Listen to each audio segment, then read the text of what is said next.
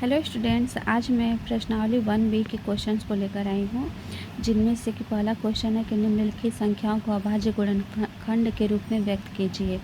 तो इसका मतलब होता है कि जो भी नंबर दिया है उसका जो है वो एलसीएम निकाल के उसका जो गुणनखंड है उसे सामने ही लिखना होता है। तो जैसे 140 का अगर हम लोग एलसीएम निकालेंगे तो 2 से भाग जाएगा 70 बार में, फिर 70 को 2 से भाग देंगे तो 35 बार में, 35 को 5 से देंगे तो 7 बार में, और 7 को 7 से भाग देंगे तो 1 आएगा। तो 140 का अगर हम लोग गुणनखंड किए तो 2 गुणते 2 गुणते 5 गुणते 7 आया।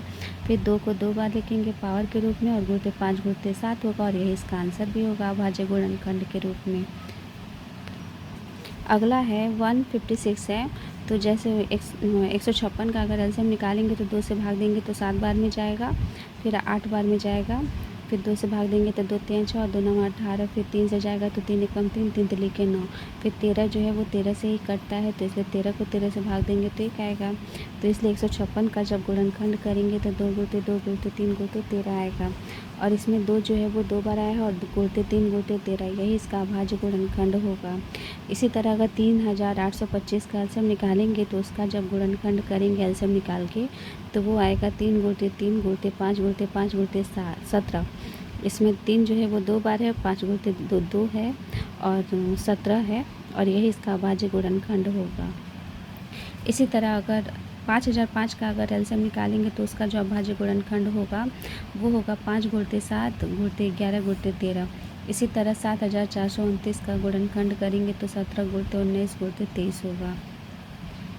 अगला क्वेश्चन है कि निम्नलिखित पूर्णांकों के एलसीएम और एचसीएफ ज्ञात कीजिए और जांच कीजिए कि दो संख्याओं का जो गुणनफल होता है वो एलसीएम गुणित एचसीएफ के बराबर होता है। तो जैसे कि क्वेश्चन यहाँ पर दिया गया है 26 है और 91 है। तो 26 का अगर एलसीएम निकालेंगे तो 2 गुणित 13 होगा, और 91 का एलसीएम निकालेंगे तो 7 गुणित 13 होगा। और इन दोनों में अगर एचसीएफ निकालेंगे मौसा प, तो दोनों में जो कॉमन होता है वही उसका मौसा प होता है, तो दोनों में कॉमन देखें तो 13 होगा। और इसी तरह अगर एलसीएम होता है जो कॉमन होता है उसको तो लिखते ही हैं, जो नंबर बचता है उसको भी लिया जाता है। जैसे 2 गुणित 7 है बचा हुआ है इसमें, और 13 जो है वो कॉमन है, और उसका जब पूरा गुणनफल करेंगे तो 182 आएगा। और चूँकि जैसा सवाल में बोला गया है कि दिखाना है कि दो संख्याओं का जो गुणनफल है वो एलसीएम गुणित एचसीएफ के बराबर है, तो यहाँ पे जो दो संख्या है वो 26 है और 91, और इसका गुणनफल करेंगे और बराबर एलसीएम जो है वो 182 है और एचसीएफ जो है वो 13 है। फिर इसका भी गुणनफल करेंगे तो फिर दोनों का जो है आंसर जो है वो सेम आता है। जैसे 2366 है तो 2366, यानी एलएचएस बराबर आरएचएस है, और यही इसमें सिद्ध करना था। अगला क्वेश्चन है 510 है और 92 है। तो 510 का अगर एलसीएम निकालेंगे तो 2 गुणते 3 गुणते 5 गुणते 17 होगा, और 92 का अगर एलसीएम निकालेंगे तो 2 गुणते 2 गुणते 23 होगा। और दोनों में अगर कॉमन देखें एचसीएफ तो इसमें दोनों में कॉमन 2 है, तो वही उसका एचसीएफ होगा। और अगर एलसीएम देखें तो 2 गुणते 2 गुणते 3 गुणते 5 गुणते 17 गुणते 23। चूँकि कॉमन तो एक बार लिया गया और जो नंबर बचा उसको भी लेते ही हैं, तो इसका जब गुणनफल करेंगे तो 23,460 होगा। फिर चूँकि सूत्र में सिद्ध करना है कि दो संख्याओं का जो गुणनफल होता है वो एलसीएम गुणित एचसीएफ के बराबर होता है, तो दो संख्याओं में पहली संख्या 510 है और दूसरी संख्या 92 है।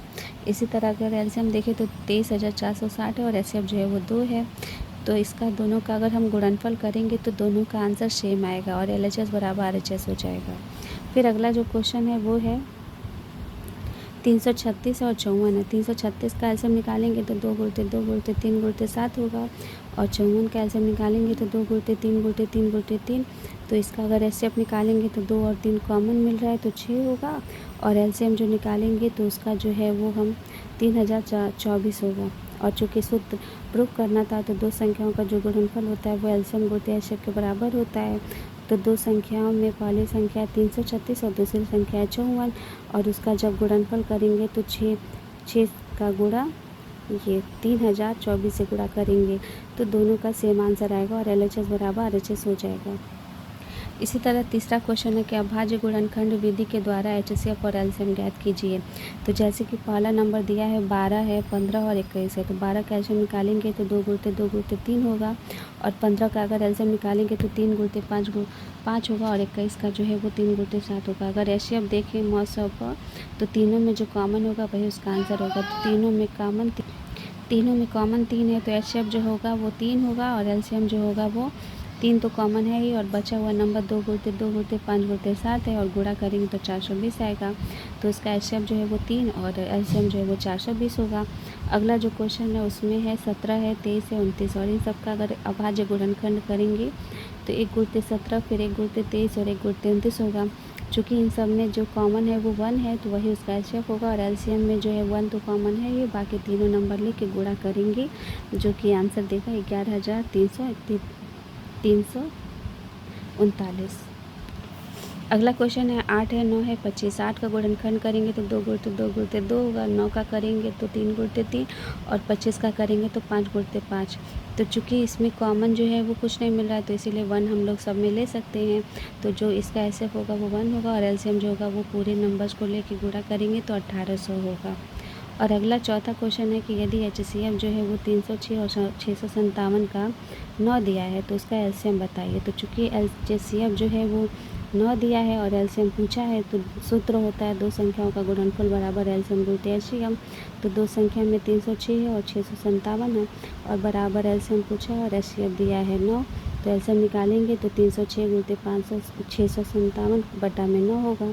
फिर कटा देंगे और उसके बाद जो एलसीएम आएगा वो 22,338 हो जाएगा।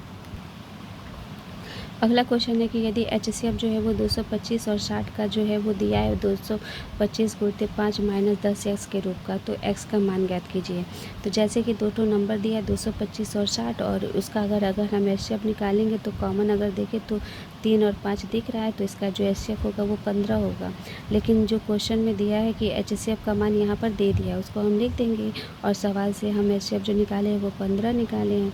तो इसमें फिर मान रखेंगे तो फिर नंबर का गुणा करेंगे तो 1125 होगा, और उधर ले जाने पे माइनस हो जाएगा, और ये 10x इस साइड आएगा तो प्लस 10x होगा।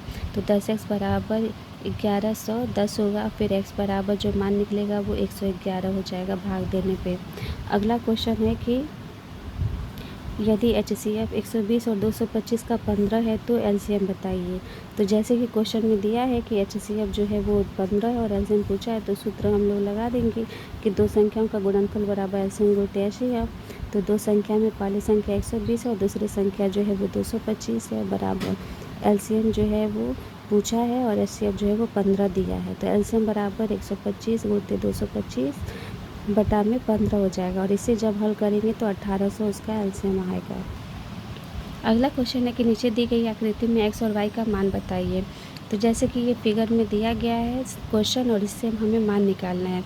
तो यहाँ अगर हम लोग देखेंगे x को, तो x जो है उसका 2 गुणनखंड है 3 और 7। तो यानी जो x का मान होगा वो 3 गुणित 7 कर देंगे तो मान निकल जाएगा। इसी तरह y जो है वो x और 4 के गुणनफल के रूप में है, तो x का भी मान जो है वो 21 आया ही है, और 4 का गुणा करेंगे तो 84 हो जाएगा। तो x बराबर 21 होगा और y बराबर 84 होगा। इसी तरह अगला क्वेश्चन है कि नीचे दी गई आकृति में x और y का मान बताइए। तो जैसे कि यहाँ देखें तो x जो है वो 3 और 195 का गुणनफल है, तो इसका जब गुणा करेंगे तो 585 होगा, और y जो है वो 5 और 13 का गुणनफल है, और इसका जब गुणा करेंगे तो 65 होगा, और यही इन दोनों का आंसर भी होगा। अगला क्वेश्चन दिया है कि नीचे दी गई आकृति में x, y और z का मान बताइए। तो जैसे यहाँ पर अगर हम देखें तो x जो है वो 2 गुणित 33 81 के गुणनफल के रूप में है, तो अगर इसका गुणा करेंगे तो 6762 होगा।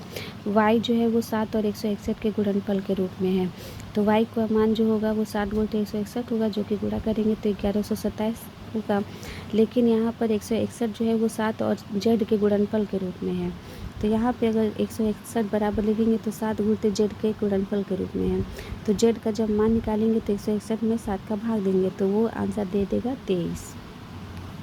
अगला क्वेश्चन है कि व्याख्या कीजिए कि 7 गुणे 11 गुणे 13 प्लस 13 और 7 गुणे 6 गुणे 5 गुणे 4 गुणे 3 गुणे 2 गुणे 1 प्लस 5 भाज्य संख्या क्यों है। तो ये जैसे कि यहाँ पर जो क्वेश्चन दिया गया इसमें अगर हम लोग कॉमन देखेंगे तो 13 कॉमन दिख रहा है, और 13 जब बाहर लेंगे तो 7 गुणित 11 होगा और प्लस 1 बचेगा। जैसे कि क्वेश्चन में दिया गया है कि 7 गुणे 11 गुणे 13 है प्लस 13, तो 13 अगर कॉमन लेंगे तो 13 जब बाहर लेंगे तो 7 गुणे 11 होगा प्लस 1 होगा, तो 7 का 11 से गुणा करेंगे तो 77 होगा और प्लस 1 78। तो चूँकि इसका जब गुणा करेंगे तो 1014 आएगा, जो कि भाज्य संख्या है, और भाज्य संख्या है तो ये डिवाइड होगा ही। 2 से यहाँ पर। और इसी तरह 7 गुणे 6 गुणे 5 गुणे 4 गुणे 3 गुणे 2 गुणे 1 है और प्लस 5 है। तो इसमें अगर कॉमन हम लोग देखेंगे तो इसमें 5 जो है वो कॉमन दिख रहा है और इसमें भी 5 है। तो 5 जब बाहर लेंगे तो अंदर होगा 7 गुणे 6 गुणे 4 गुणे 3 गुणे 2 गुणे 1 और प्लस 1। और इसका गुणा जब करके जोड़ेंगे तो 1009 होगा। फिर 1009 का गुणा करेंगे 5 से तो 5045 होगा, जो कि 5 से डिवाइड होगा। और जब डिवाइड होगा तो ये भाज्य ही है, बस।